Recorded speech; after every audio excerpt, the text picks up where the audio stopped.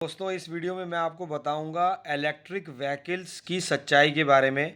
अगर आप कोई ई स्कूटर खरीदने जा रहे हैं तो आप हो जाइए सावधान, क्योंकि उसके फिर बाद में पार्ट्स नहीं मिल पाते हैं।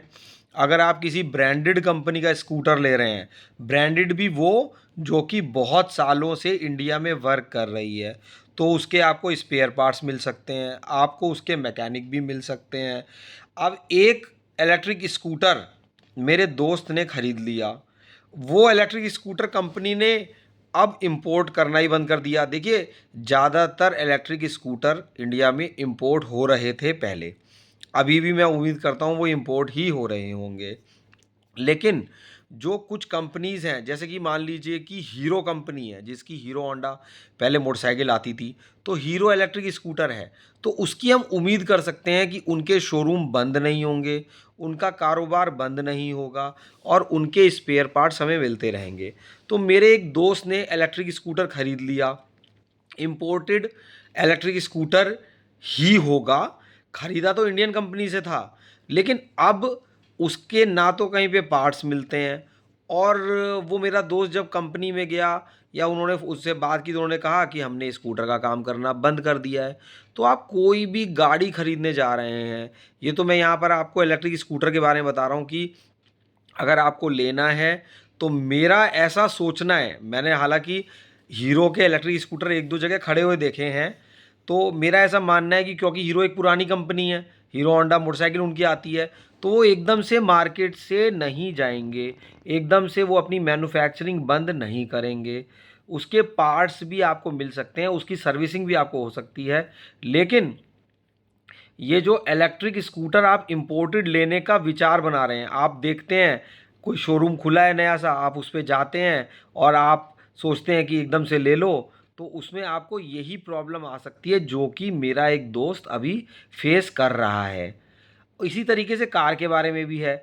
जैसे कि अब सभी कार अच्छी हैं, अब मैं किसी ब्रांड को तो यहाँ पे प्रमोट कर नहीं रहा हूँ, लेकिन मैं कहूँगा जैसे मारुति कंपनी की कार है, तो उसके मैकेनिक हर जगह मिल जाते हैं, उसके स्पेयर पार्ट्स हर जगह मिल जाते हैं।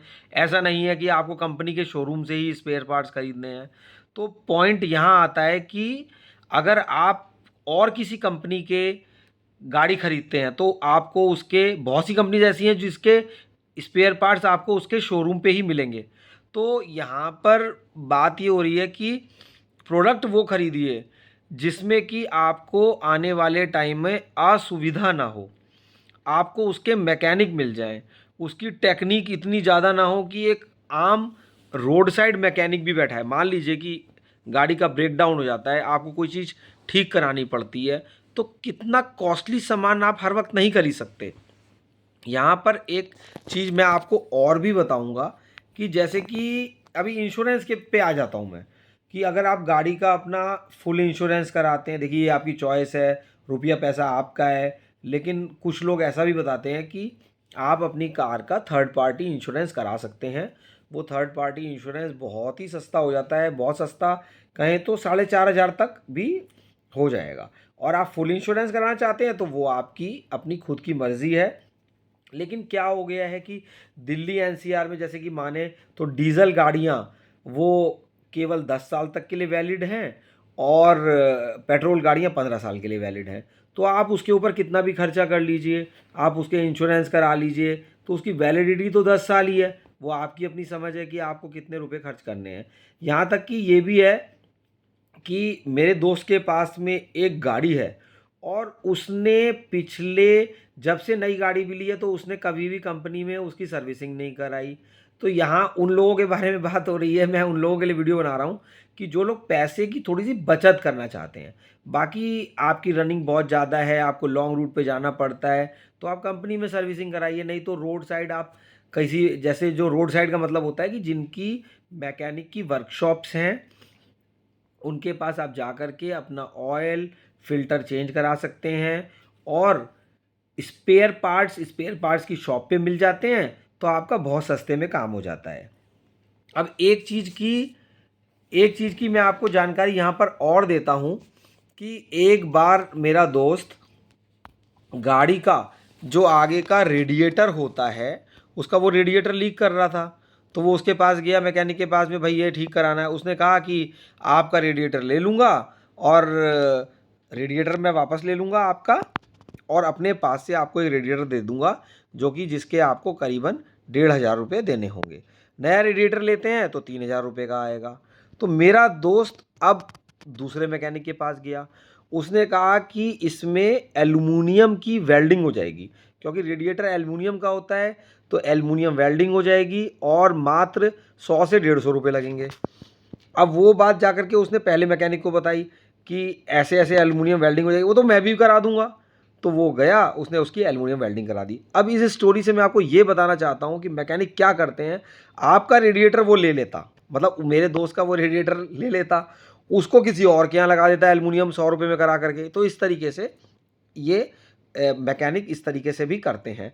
तो पहली बात तो ये है कि अगर आप अपनी गाड़ी की सर्विसिंग करा रहे हैं और आप कोई पार्ट चेंज करा रहे हैं, आप उसको स्पेयर पार्ट्स लेकर के ला करके दे रहे हैं, तो आपको ये याद रखना है कि जो भी आप पैकिंग है, डब्बा है, मान लीजिए कि आपने कोई बियरिंग दी उसको, तो उसका डब्बा आप अपने पास रख लीजिए और उसको खाली बियरिंग खोल के दीजिए। क्योंकि वो लोग क्या करते हैं, कई बार ऐसा मैकेनिक कर देते हैं, मैं ये नहीं कह रहा हूँ कि हर मैकेनिक ऐसा करता है, लेकिन आपको विजिलेंट होना पड़ेगा। मान लीजिए कोई बियरिंग है तो आप उसका डब्बा खोल के देंगे तो वो दुकान पर वापस करके नहीं आएगा। कई बार क्या होता है, कह दीजिए मैंने तो वो बदल दिया, मैंने तो वो बियरिंग बदल दिया है, और वास्तव में वो बदलेगा नहीं, और वो जा करके फिर वो दुकानदार को वापस कर सकता है।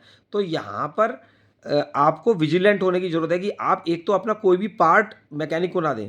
क्योंकि क्या होता है कि जैसे कि गाड़ी का पार्ट ख़राब नहीं है, लेकिन वो कहेगा कि आपका पार्ट ख़राब है, और वो आपका बढ़िया पार्ट रख लेगा और किसी और के लगा देगा।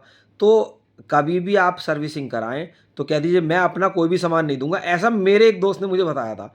तो आप अपना कोई भी सामान मत दीजिए, और तो उसको पता लग जाएगा। आप बार बार तो जाएंगे, या आप एक मैकेनिक पे जाते हैं तो वो भी आपको पहचानने लगता है, तो वो ये भी पहचान जाएगा कि ये अपना कोई भी पार्ट नहीं देंगे। और फिर उससे आपको यही फ़ायदा रहेगा कि एक तो जो नया स्पेयर पार्ट आप लेके आए हैं उसकी पैकिंग आपके पास है, तो वो वापस नहीं कर पाएगा, और वो आपकी गाड़ी में लगाएगा भी, क्योंकि आपने अपना पार्ट तो वापस मांग लिया है।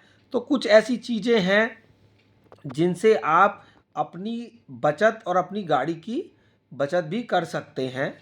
एक बार मेरे एक ऐसी फ्रेंड ने भी बताया था कि शोरूम पे जब वो गाड़ी सर्विसिंग कराने गए, ठीक कराने गए, तो वहाँ पर उनको मैकेनिक ने बोला कि आप नया पार्ट लेते हैं तो इतने का पड़ेगा, और अगर मैं दूसरी गाड़ी में से निकाल के आपकी गाड़ी में डाल दूंगा तो ऐसा पड़ेगा। तो उन्होंने कंप्लेंट कर दी। तो अब हमें यहाँ पर देखिए, यहाँ पर हम किसी की बुराई नहीं कर रहे हैं, किसी शोरूम की बुराई नहीं कर रहे हैं, ये नहीं कह रहे हैं कि हर इंसान इस तरीके से बेईमानी करता है, चीटिंग करता है। बट बात हो रही है कि कहाँ पर आपको विजिलेंट रहना है, कहाँ पर आपके साथ में चीटिंग हो सकती है।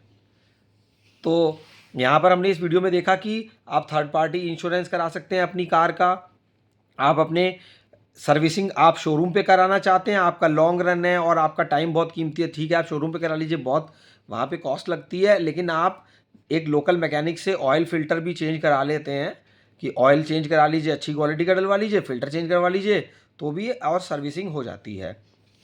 और ज़्यादा आपको ये लगता है कि आपकी गाड़ी में कोई फॉल्ट हो सकता है, तो आप जिस भी कंपनी की गाड़ी है, मान लीजिए कि आपकी मारुति की मान लेते हैं, या कोई भी मान लेते हैं, रेनॉल्ट की समझ लेते हैं, तो आप कंपनी वाले के पास जाइए और कह दीजिए कि मेरे को अपनी कार की कंप्यूटराइज्ड टेस्टिंग करानी है। मीन्स वो लोग कंप्यूटर पे उसको, गाड़ी को कुछ वायर्स लगा के चेक कर लेते हैं कि कहीं कोई मैकेनिकल फॉल्ट तो नहीं है और इलेक्ट्रिकल फॉल्ट तो नहीं है। तो उसका कोई वो चार्ज लेंगे 1500 से 2000, जो भी चार्ज है।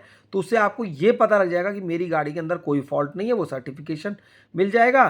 तो इस तरीके से आप अपनी सर्विसिंग एक शोरूम पे ना करा करके तब भी अपने आप पैसे की सेविंग कर सकते हैं। तो मैंने आपको बताया कि ये वीडियो उन लोगों के लिए है जो थोड़ा विजिलेंट होकर कम पैसे में अपना काम चलाना चाहते हैं, और जो लोग अपना कंपनी में सर्विसिंग कराते हैं तो वो भी बहुत अच्छा है कि आपकी गाड़ी एकदम टिप टॉप रहती है और कोई उसमें फॉल्ट नहीं होता है। तो वो भी एक तरीका है जो आपको बेटर लगे। तो क्योंकि मेरे एक दोस्त ने मेरे को ये सारी चीज़ें बताई थी, तो मेरे को भी लगा कि इनको चीज़ों को मेरे को आपको शेयर करना चाहिए।